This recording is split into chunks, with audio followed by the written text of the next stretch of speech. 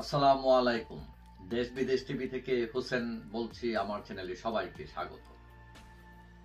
Doctor Yunus ক্ষমতায় যাবার পর যে বিষয়টি সবচেয়ে বেশি আলোচিত হচ্ছে সেটি হচ্ছে যে আওয়ামী লীগের সবচেয়ে বড় ভুল হচ্ছে জোর করে ক্ষমতায় থাকা। অর্থাৎ তাদের নির্বাচন নিয়ে প্রশ্ন ছিল, তারা একচাটিয়া নির্বাচন করেছে, বিশেষ করে বিএনপিকে বাদ দিয়ে।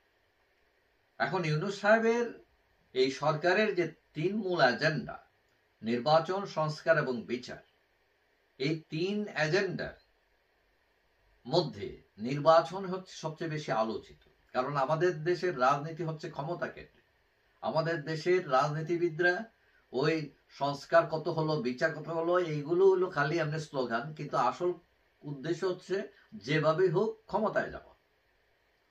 এখন নির্বাচন নিয়ে প্রশ্ন, আগে স্থানীয় নির্বাচন হবে নাকি সংসদ নির্বাচন হবে, এটা নিয়ে আবার রাজনৈতিক দলগুলোর মধ্যে বিভেদ আছে। আর সবচেয়ে বড় যেটা প্রশ্ন সেটা হচ্ছে নির্বাচনে আওয়ামী লীগ থাকছে নাকি থাকছে না।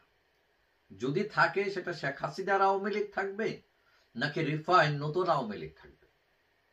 এখন মোটামুটি ধরে নেওয়া যাচ্ছে যে ফেব্রুয়ারিতে নির্বাচন হবে। এখন আন্তর্জাতিক কমিউনিটি চায় যে সকল দলের অংশগ্রহণে নির্বাচন হোক, কিন্তু সরকারের যে মতলব তাতে আওয়ামী লীগ বোঝা যাচ্ছে, আওয়ামী লীগ বাদ পড়তে পারে, জাপা বাদ পড়তে পারে, 14 দল জাত বাদ পড়তে পারে। এখন এইটা নিয়ে প্রশ্ন উঠেছে যে জামাতে ইসলামের মতো দল, যারা মহান স্বাধীনতা যুদ্ধের বিরোধিতা করেছিল, যারা 30 লক্ষ হত্যার সাথে জড়িত, তারা যদি নির্বাচন করতে পারে, আওয়ামী লীগ কেন পারবে না? তো আওয়ামী লীগ তো 1400 লোক মারছে তাদের কথা মতো, আর যারা লক্ষ লোক মারলো তারা নিষ্পাপ আর এরা পাপী হয়ে গেল। এটা নিয়ে অনেক বিতর্ক। এখন আমরা যেটা বুঝতেছি, আমি ব্যক্তিগতভাবে যেটা বুঝছি সেটা হলো সরকার এবং বিএনপি চায় আওয়ামী লীগ থাকুক। কেন থাকুক? কারণ বিএনপিটা বুঝতে পারছে যে আওয়ামী লীগ ছাড়া নির্বাচন করলে সেই নির্বাচন প্রহসনী হবে এবং তারা ক্ষমতায় গেলেও তাদের ক্ষমতায় যাওয়া নিয়েও প্রশ্ন থাকবে। আবার সরকার একই কায়দায় প্রশ্নের মুখে পড়বে যে তোমরা বলছো তোমরা নির্দলীয় সরকার, কিন্তু তোমরা তো ফেয়ার ইলেকশন করো না।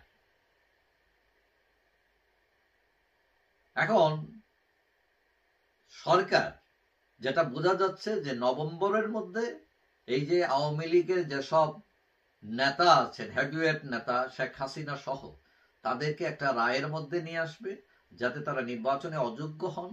ইন দ্য মিন টাইম তারা রিফাইন্ড আওয়ামী লীগ, বিকল্প আওয়ামী লীগ তৈরি করবে গোয়েন্দা সংস্থা দিয়ে। অর্থাৎ একটা ব্যালেন্স তৈরি করবে যে ঠিক আছে, আওয়ামী লীগ থাকুক কিন্তু শেখ হাসিনা বা শেখ পরিবার মাইনাস।